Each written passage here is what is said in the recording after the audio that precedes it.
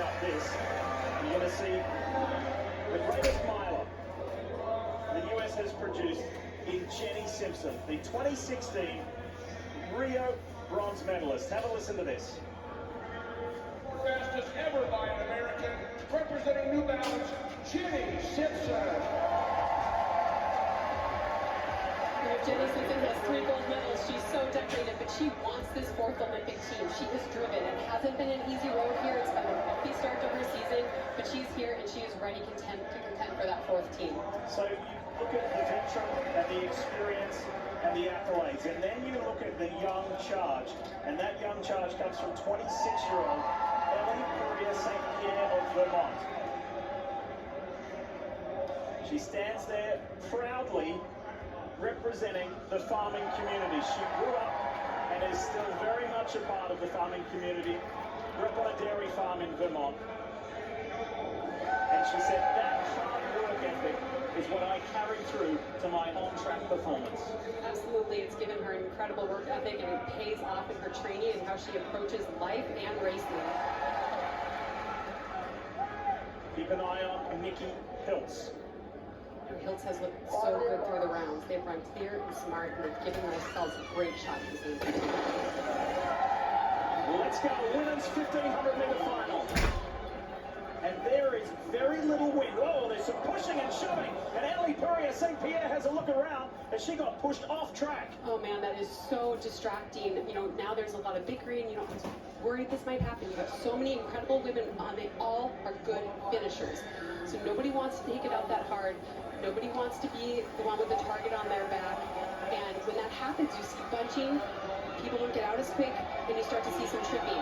Well, this is quite interesting because Ellie's comments after the semi-final was, it wasn't my plan to lead from the front, but I wanted to make sure I got out and got away from the mess behind. She just got tangled up in that mess. Yeah, you know, again, we saw this yesterday. That does such an adrenaline shot through your body, and then you have to come down from it and focus. She still has 1,200 meters to run. There's still a lot of running to do. She needs to relax, refocus on what she's doing right now.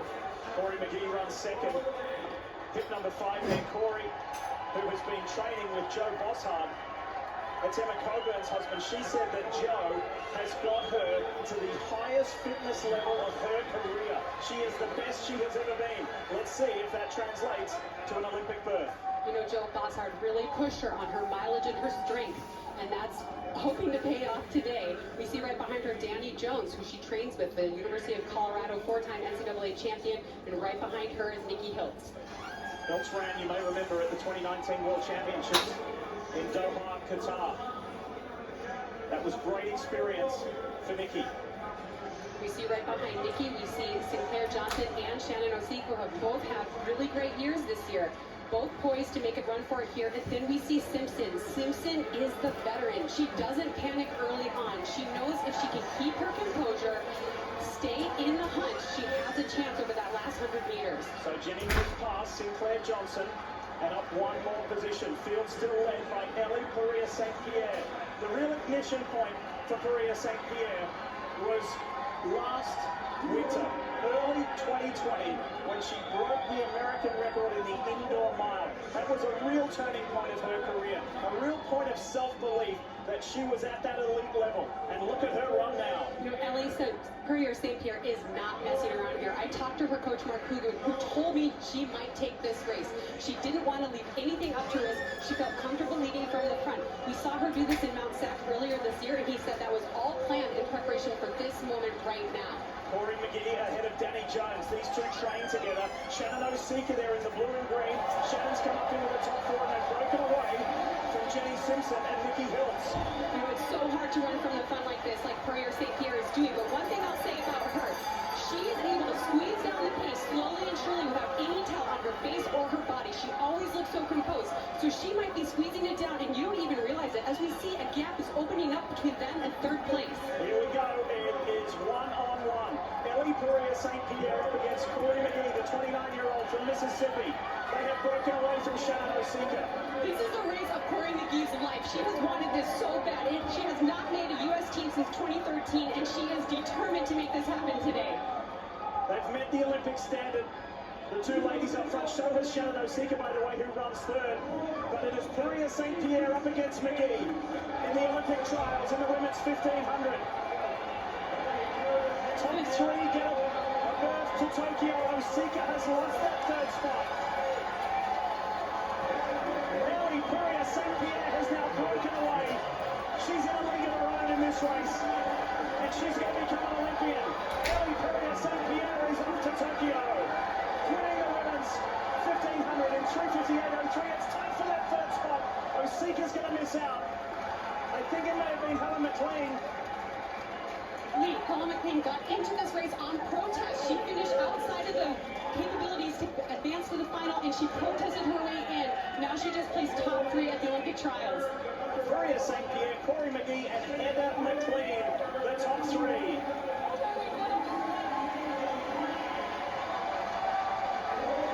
What a run by all 3 of these women. A year away from competition just made Perea St. Pierre more dedicated, more determined, and more confident. Let's go back to the start of this race and the physicality in the opening meters. Check this out. Look to the right. Ellie Perea St. Pierre. You know, it was like everyone just cut in so quick, and they ended up bumping her right off the track, and she is not happy about it. I can't imagine what went through her mind in the adrenaline surge.